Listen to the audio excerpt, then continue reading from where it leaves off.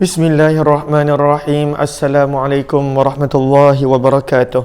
Bismillah, alhamdulillah, wassalatu wassalamu ala habibillah Sayyidina Muhammad ibn Abdillah wa ala alihi wa sahbihi wa mawala.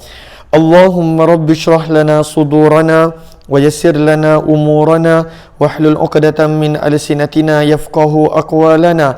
Allahumma faqqihna fid din wa 'allimna at-ta'wil bi rahmatika ya rabbal alamin walhamdulillahi rabbil alamin. Alhamdulillah, alhamdulillah, kita bertemu dalam pembacaan kitab Arba'un Al-Khairiyah, iaitu 40 hadis berkenaan tentang sebaik-baik perkara dan amalan. Dalam perkongsian maghrib ini kita telah tiba pada hadis yang Allahumma salli ala Sayyidina Muhammad, hadis yang ke-37. Pada hadis yang ke-37 dibawakan hadis berkenaan tentang sebaik-baik sedekah. Apakah sebaik-baik sedekah? Sahabat-sahabat yang dirahmati lagi dikasihi oleh Allah Subhanahu wa taala, maka dibawakan hadis di sini bahawa sebaik-baik sedekah adalah ketika mana hadis daripada Abu Hurairah radhiyallahu taala anhu, daripada baginda Nabi sallallahu alaihi wasallam, maka disebutkan di sini sebaik-baik sedekah, khairus sadaqah ma kana an zahri ghina. Sebaik-baik sedekah adalah ketika mana pada waktu itu lebihan keperluan. Lalu sebaik-baik sedekah adalah lebihan keperluan, dan mulakanlah bersedekah kepada orang yang menjadi tanggunganmu. Wabda' biman ta'ul. Lalu berkenaan tentang sebaik-baik sedekah ada dua perkara di sini. Yang pertama, an zahri ghina, ketika mana pada waktu itu ada lebihan harta. Bukanlah dengan sedekah itu menjadikan kita pula meminta-minta, maka itu tak afdal. Contohnya, kita punya keperluan adalah RM10 dan memang kita ada RM10 ataupun kurang, dan RM10 itu yang kita nak sedekahkan, sehingga menjadikan kita pula terpaksa meminta-minta ataupun pada waktu itu berada dalam keperluan dan hajat, maka tidak. Sebaik-baik sedekah adalah diberikan daripada harta yang disayangi, namun pada keadaan kita masih lagi ada harta yang lain, kita pada waktu itu tidak menjadikan kita meminta-minta. An zahri ghina wabda' biman ta'ul. Dan sedekah nak bagi pada siapa yang paling baik, maka sabda Nabi, mulakanlah daripada keluarga, daripada orang yang kamu tanggung nafkahnya, daripada tanggungan kamu. Sebab itu disebutkan di sini pada muka surat 183, sedekah itu dilihat dari keluasan rezeki setelah mengeluarkan nafkah yang wajib pada keluarga. Maksudnya pada waktu itu uruskan dulu keluarga, selesaikan dulu nafkah yang wajib kita berikan. Bila ada lebih daripada itu, barulah disedekahkan. Firman Allah Subhanahu wa taala dalam suratul Baqarah ayat 219, wa yas'alunaka madza yunfiqun, dan mereka bertanya kepadamu wahai Muhammad, apakah yang patut mereka nafkahkan, apakah yang patut mereka sedekahkan. Qul, katakanlah wahai Muhammad kepada mereka, al-afwa, yang lebih daripada keperluan. Lalu apakah keperluan? Selesaikan dulu nafkah-nafkah yang wajib, selesaikan dahulu bayaran-bayaran yang wajib, daripada hutang, daripada itu, daripada ini, dan lebihan itu barulah disedekahkan. Sebab itulah sabda Nabi SAW, sebaik-baik sedekah adalah yang lebih daripada keperluan, yang lebih daripada tanggungan yang wajib, dan mulakan daripada keluarga, sabda Nabi SAW. Sebab itu disebutkan di sini, al-afu dalam ayat di atas bermakna sedekah itu di luar keperluan utama. Memang kadang-kala pada waktu itu kita ada keperluan, dan kita pada waktu itu bersedekah dengan harap Allah bukakan rezeki. Namun pada waktu itu jika perkara itu menjadikan kita tak dapat membayar yang wajib daripada nafkah, daripada hutang yang telah tiba waktunya dan sebagainya, maka itu bukanlah perkara yang terpuji. Sebab sedekah hukumnya sunat, adapun nafkah hukum dia wajib, itu mesti diselesaikan. Hutang-hutang yang dah tiba waktu untuk dibayar, wajib, itu perlu diselesaikan. Maka janganlah kerana nak menyelesaikan yang sunat, iaitu sedekah, diabaikan dan ditutup mata daripada perkara yang wajib.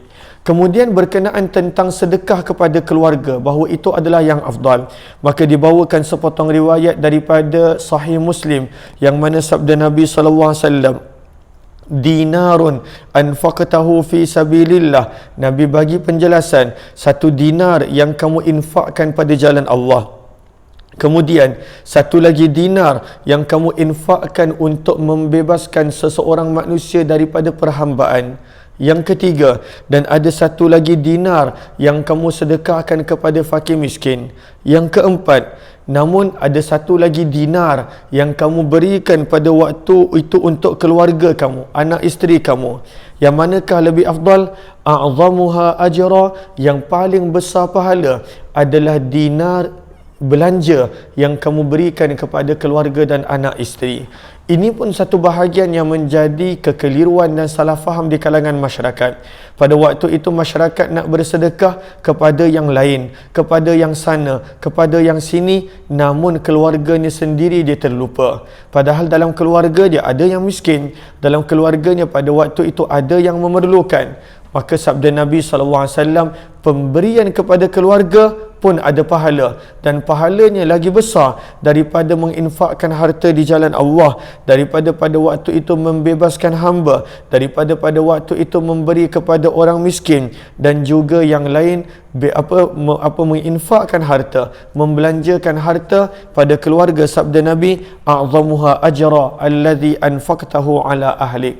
Lalu di sini ada beberapa pengajaran yang kita dapat. Sebaik-baik sedekah adalah pada waktu itu di luar tanggungjawab wajib kita, nafkah wajib, maksudnya pada lebihan harta. Selesaikan dahulu yang wajib, barulah yang lain itu diberikan sebagai infak dan sedekah. Yang kedua yang kita belajar daripada sini, pentingnya pada waktu itu untuk memberi infak kepada keluarga. Bahkan disebutkan itu infak yang lebih baik daripada infak pada bahagian-bahagian yang lain pada jalan Allah dan sebagainya. Hadis yang ke-35, lalu kita dah selesai dah tentang sebaik-baik sedekah. Dua perkara yang kita belajar yang saya telah kongsikan tadi. Hadis yang kedua, yang 30, hadis yang ke-38 menceritakan tentang keadaan orang beriman sentiasa baik. Kebaikan keadaan orang beriman. Kenapakah begitu? Daripada Abu Yahya Suhaib bin Sinan Ar-Rumi radhiyallahu taala anhu, beliau berkata, sabda Nabi sallallahu alaihi wasallam, ajaban li amril mu'min, sungguh menakjubkan keadaan orang yang beriman. Kenapa? Inna amrahu kullahu khair, seluruh keadaannya merupakan kebaikan. Walaysa dzalika li ahadin illa lil mu'min, tidak ada yang boleh mendapat kebaikan seperti orang beriman, tak ada orang lain. Kenapa? Sabda Nabi SAW, kenapa keadaan orang beriman sentiasa baik? In asabathu sarra'u syakar fakana khairallah, jika dia memperolehi nikmat lalu dia bersyukur, maka itu adalah baik baginya. Jika dia ditimpa musibah dan dia bersabar, maka itu adalah baik baginya. Lalu daripada hadis ini, antara yang kita dapat adalah keadaan orang beriman bila dia tak lepas daripada dua sifat ini, syukur dan sabar, seluruh kehidupannya adalah baik. Sebab itu Nabi tegaskan, kalaulah diberi nikmat pada waktu itu menjadikan dia tak sombong tetapi bersyukur, maka itu adalah lebih keadaan yang baik untuknya. Ditimpa musibah dia bersabar, maka itu adalah keadaan yang sangat baik baginya. Hadis yang ke-38 menerangkan kepada kita tentang keadaan orang beriman sebenarnya sentiasa baik waktu diuji ataupun ketika mana diberi nikmat. Sebab itu disebutkan di sini pada muka surat 187, syukur dan sabar adalah sebaik-baik perkara dalam kehidupan orang yang beriman. Kerana syukur dan sabar dibalas pahala dan redha Allah. Setiap orang dalam kehidupan ini sentiasa diuji. Lalu kadang-kala ujian dalam bentuk nikmat menjadikan kadang-kala manusia itu sombong. Ujian dalam bentuk musibah. Lalu orang yang beruntung adalah orang yang bila dia mendapat nikmat dia bersyukur. Apabila dia mendapat ujian dia bersabar. Namun syukur dan sabar bukanlah mudah seperti mana diungkapkan. Sebab itu kata para ulama, syukur dan sabar tidak akan dapat dicapai kecuali orang yang benar-benar redha dan percaya pada ketentuan Allah. Benar-benar redha dan percaya pada takdir Allah Subhanahu wa taala. Hanya sebenar-benar orang yang beriman yang akan meyakini takdir Allah, ketentuan Allah, lalu menjadikan dia sentiasa bersyukur dan juga sentiasa bersabar. Kemudian hadis yang ke-39 menceritakan tentang sebaik-baik orang beriman. Siapakah sebaik-baik orang beriman? Maka sebaik-baik orang beriman adalah orang beriman yang kuat. Al-mu'minul qawi, orang beriman yang kuat. Yang ini kita akan sambung esok insya-Allah.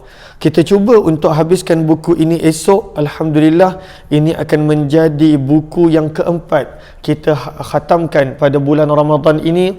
Terima kasih kepada sahabat-sahabat yang bersama. Kalaulah ada di antara sahabat-sahabat yang ingin untuk mendapatkan buku ini, masih lagi ada beberapa nuskhah, boleh tekan link yang ada di ruang komen. Dan mudah-mudahan esok kita dapat khatamkan 40 hadis sebaik-baik perkara dan amalan. Terima kasih kepada semua. Wabillahi taufiq wal hidayah. Assalamualaikum warahmatullahi wabarakatuh. Jazakumullahu khairan.